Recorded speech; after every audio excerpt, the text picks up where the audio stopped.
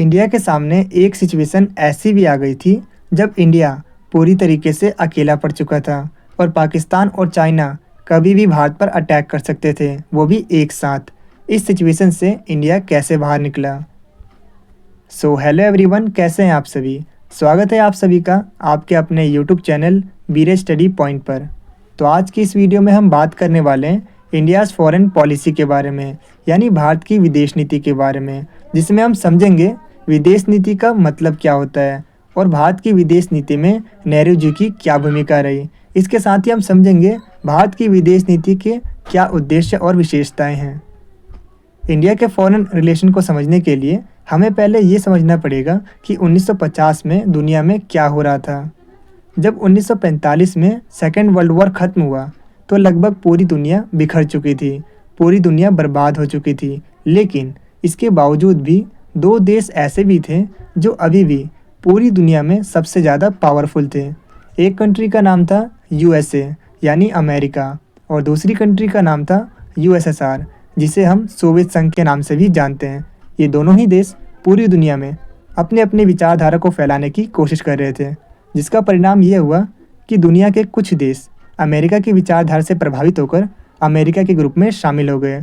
वहीं दूसरी ओर कुछ देश ऐसे भी थे जो सोवियत संघ की विचारधारा से प्रभावित होकर सोवियत संघ के ग्रुप में शामिल हो गए, और देखते ही देखते पूरी दुनिया दो हिस्सों में बंटती चली गई।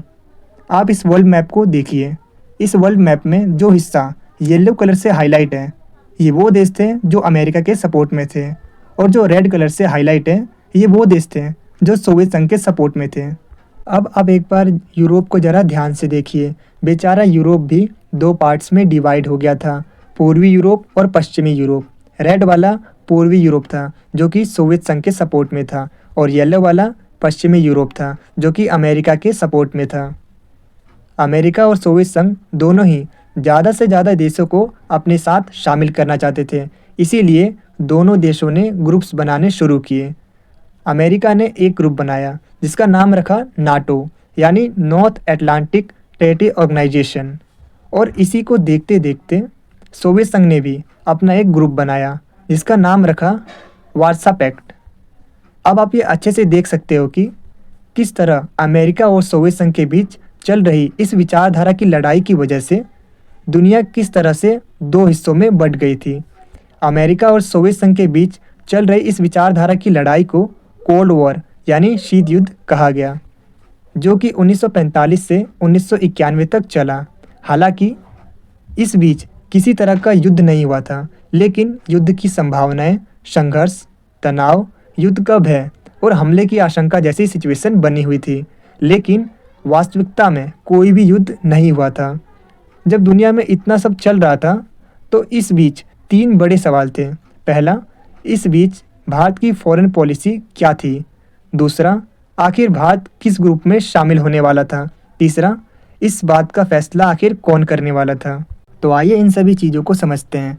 तो जैसा कि आप सभी जानते ही हैं, हमारे देश के पहले प्रधानमंत्री जवाहरलाल नेहरू जी थे, जो कि 1946 से लेकर 1964 तक भारत के विदेश मंत्री भी थे। नेहरू जी इस बात को बहुत अच्छे से जानते थे कि हम अभी अभी आज़ाद हुए हैं, और अगर हम किसी ग्रुप में गए तो हम अपनी स्वतंत्रता और संप्रभुता को खो देंगे। संप्रभुता का मतलब होता है अपने फैसले खुद से लेने की आज़ादी, और वैसे भी लगभग 300 सालों तक भारत ने भी तो इसी स्वतंत्रता और संप्रभुता के लिए लड़ाई लड़ी थी। और अब अगर हम किसी ग्रुप में शामिल हो गए तो शायद हम दोबारा से अपनी स्वतंत्रता और संप्रभुता को खो देते। तो अब सवाल ये आता है कि फिर भारत ने क्या किया? तो मैं आपको बता दूं कि भारत ने इन सभी चीज़ों से बचने के लिए एक पॉलिसी अपनाई जिसका नाम रखा नॉन अलाइंड पॉलिसी, जिसे हिंदी में गुट निरपेक्षता भी कहते हैं। नॉन अलाइंड का सीधा सा मतलब है कि भारत किसी भी ग्रुप में शामिल नहीं होगा। भारत की इस नॉन अलाइंड पॉलिसी ने न सिर्फ भारत की स्वतंत्रता और संप्रभुता को बचाया था, बल्कि भारत की इस पॉलिसी ने दूसरे देशों को भी मौका दिया कि अगर वो भी किसी भी ग्रुप में नहीं जाना चाहते तो वो भी भारत की नॉन अलाइंड पॉलिसी का हिस्सा बन सकते हैं। जहाँ पहले वर्ल्ड सिर्फ दो ग्रुप्स में ही डिवाइड था, वहीं भारत की इस नॉन अलाइंड पॉलिसी के बाद वर्ल्ड 3 ग्रुप्स में डिवाइड हो गया था, जिसे आप यहाँ वर्ल्ड के मैप में आसानी से देख सकते हैं। इसमें आपको जो येलो कलर से हाईलाइट देश दिख रहे हैं, ये वो सभी देश थे जो अमेरिका के सपोर्ट में थे, जिसे फर्स्ट वर्ल्ड यानी पहली दुनिया कहा गया।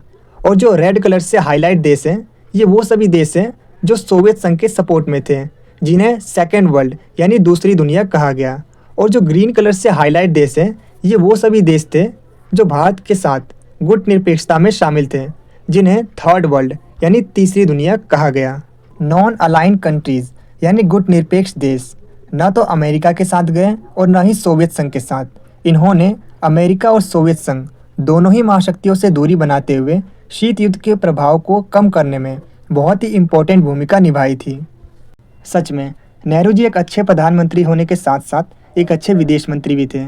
जब नेहरू जी विदेश मंत्री थे तो उन्होंने 3 चीज़ों को काफ़ी प्रमोट किया। पहली, नेहरू जी ने नॉन अलाइंड पॉलिसी को प्रमोट किया। दूसरी, नेहरू जी चाहते थे कि दुनिया में शांति और सुरक्षा बनी रहे, इसीलिए नेहरू जी ने हमेशा से ही पीस एंड सिक्योरिटी को प्रमोट किया। तीसरी, नेहरू जी उपनिवेशवाद को दुनिया से पूरी तरीके से ख़त्म करना चाहते थे। उपनिवेशवाद का मतलब होता है किसी देश को गुलाम बनाकर रखना।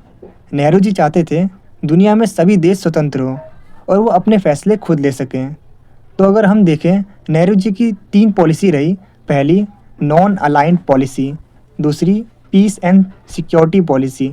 तीसरी, गैर उपनिवेशवाद की पॉलिसी। आप मुझे कमेंट में लिखकर बताइए, अगर आप नेहरू जी की जगह होते तो आप क्या करते? तो आज के इस वीडियो में हम भारत के इन्हीं सभी पॉलिसीज़ के बारे में डिस्कस करने वाले हैं, जो कि आपके एग्ज़ाम के पॉइंट ऑफ व्यू से काफ़ी ज़्यादा इंपॉर्टेंट होते हैं। तो आइए सबसे पहले हम समझते हैं कि ये विदेश नीति का मतलब क्या होता है। तो देखिए, विदेश नीति का मतलब होता है एक देश का दूसरे देश के साथ आर्थिक, राजनीतिक, सामाजिक और सैन्य विषयों पर पालन की जाने वाली नीतियों को ही विदेश नीति कहते हैं। तो आइए हम इसे 2 देशों के एग्जाम्पल को लेकर समझते हैं। एक देश है भारत और दूसरा देश है रूस। तो जैसा कि आप जानते ही हैं कि भारत और रूस के बीच काफ़ी अच्छे रिलेशन हैं, और अगर हम आर्थिक दृष्टि से देखें तो दोनों ही देशों के बीच इंटरनेशनल लेवल पर बड़े पैमाने पर आर्थिक व्यापार होता है। और अगर हम राजनीतिक दृष्टि से देखें तो दोनों ही देश इंटरनेशनल लेवल पर एक दूसरे का सहयोग करते हैं। और इसके अलावा अगर हम सैन्य दृष्टि से देखें तो रूस और भारत के सैनिकों के बीच युद्ध अभ्यास भी होते रहते हैं, और रूस भारत को अपने सैन्य हथियार बेचता है। तो जैसा कि आप समझ ही सकते हैं कि इन दोनों देशों के बीच में रिलेशन बनाने के लिए कुछ नीतियाँ अपनाई जाती हैं, जिनका पालन दोनों ही देश करते हैं, और इन्हीं नीतियों को हम विदेश नीति कहते हैं। यानी एक देश का दूसरे देश के साथ आर्थिक, राजनीतिक, सामाजिक और सैनिक विषयों पर पालन की जाने वाली नीतियों को ही विदेश नीति कहते हैं। तो जैसा कि मैंने आपको बताया था कि भारत की विदेश नीति को बनाने में सबसे महत्वपूर्ण योगदान जवाहरलाल नेहरू जी का था। तो उन्होंने भारत की विदेश नीति को बनाते समय कुछ उद्देश्य बनाए थे। तो आइए समझते हैं कि नेहरू जी की विदेश नीति के प्रमुख उद्देश्य क्या थे। सो फर्स्ट है कठिनाई से प्राप्त संप्रभुता को बनाए रखना। तो जैसा कि आप जानते ही हैं, कितने लंबे संघर्ष के बाद भारत को आज़ादी मिली थी, इसीलिए नेहरू जी चाहते थे कि इतनी कठिनाई से प्राप्त जो स्वतंत्रता हमें मिली है उसको बनाए रखा जाए।